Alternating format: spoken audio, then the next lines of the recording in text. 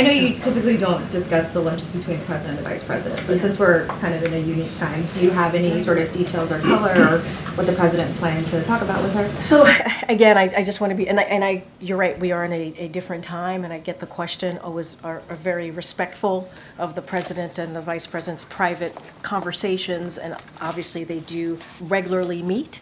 Whether it's for a lunch or meetings about the national security, and they do that regularly, whether even White House events and just much more. They have stayed in touch regularly over the past couple weeks, couple weeks, but they do that normally as well. So it's nothing new there. But I don't want to get into their private discussion. As you know, the president is incredibly proud of the vice president and what she has been able to accomplish. Their partnership together, and is going to continue to support her.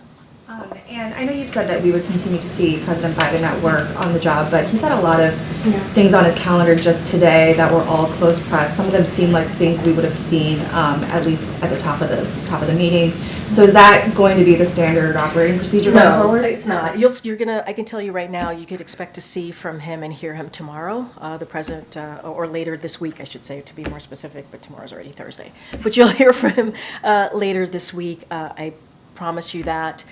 Look, every event is we assess it differently as it relates to press access. The Secretary Vilsack, we brought him to the podium because you wanted to make sure you heard directly from him on their conversation. They met obviously this morning to talk about this new announcement as it relates to the Inflation Reduction Act, and he's going to continue to get briefings all day. I talked about the fentanyl announcement, but it will not be the norm. It will not.